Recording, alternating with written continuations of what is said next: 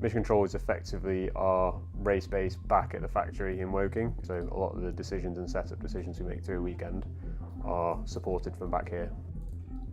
We generally work pretty much real time, and actually we make some of the most time sensitive decisions back at Mission Control, which kind of gives you an idea of how quick the link is between the two. I'm Ollie Cartledge, I'm Lando's race strategist, and I spend most of my race weekends here at the MTC in Mission Control. I think I feel far away from the track when it's time-shifted races like Japan. A time-shift event like Japan is not really any different to a normal event, other than you're getting up 8 hours earlier. Instead of 8 AM, I'm getting up at midnight. So when I first started, it was obviously a bit more strange coming to work when no one's in and most of the lights are off. But now it's kind of, for me, it's an opportunity. I really enjoy it because if you can time shift better than other teams, there's a tactical advantage there. The race engineers, performance engineers, they'll be at the track because the car and the driver is at the track. But we also have race engineers back at the factory as well. Strategy is probably the opposite, where we have one strategist at the track, the head of strategy, and then 3 or 4 strategists back here during a race weekend. The fact that we can have people sat in a room with all the data feeds visible, all the video feeds we want to look at, we're in the best position to have all the data we need to make a decision. When we're talking to other people, I can look across to Darren, who's my counterpart on Oscar's side, such that we can coordinate anything we need to within seconds.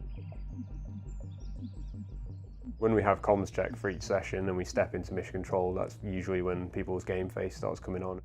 On engineer, Harry. Loud and clear. You check the radio and you say loud and clear, that's when you're switched on for the session. And Ollie. Loud and clear to me, Will. Thank you very much. Radio check. In qualifying, it's quite a stressful, intense situation. It's the accumulation of all the weekend's work so far from the engineering side, do or die. I think when we're in the session between Q1, 2 and 3, you're focused entirely on what you're doing, you're in execution mode. The nerves don't really play into it. Good morning again. It's 3 minutes till the session starts.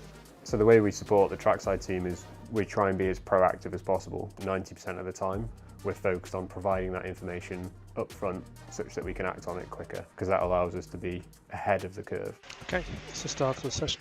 Lando's race engineer, so that's currently Will, occasionally it's Jose. They're the point of contact for the car and the driver really. The strategist, the controls engineer, the performance engineer, the aerodynamicist and the vehicle performance engineer, and other roles as well, give feedback and suggestions, and then Will make a decision or he will pass it on to Lando. We are boxed this lap. Ollie, engineer. Ollie. So any feedback from Lando about if he thinks he has anything to find? And Lando, just feedback on how that lap was. It was a good lap. I'm pretty happy with that. Strategy is fundamentally like a mathematical problem to solve. There's a heavy amount of game theory involved in that. A fundamental aspect of succeeding in Formula One races is understanding what you think other people may do, as well as what you think you should do yourself. Q2 will start 15:39. Box this lap. And Lando's boxing this lap. Q3 will start 16:02. Will, Ollie, engineer. Ollie. Confirm run again on new tyre. Okay, Lando, so we do finish in P3. Okay, well done, guys. Pretty insane. P2, P3. Well done. Yeah, well done.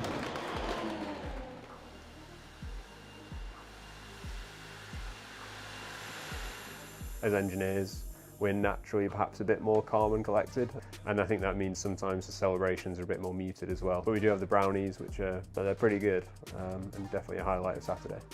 We're all here, we all want to succeed, we all want the best for the team, and we all really love F1, so we want to see Lando and Oscar as far up as we can get them, so it's cool.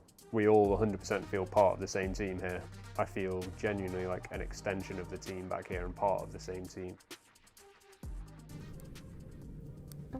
Mission Control is the race team is Mission Control. Like, it's all one team, we're all Papaya, we're all McLaren, we're all in it together.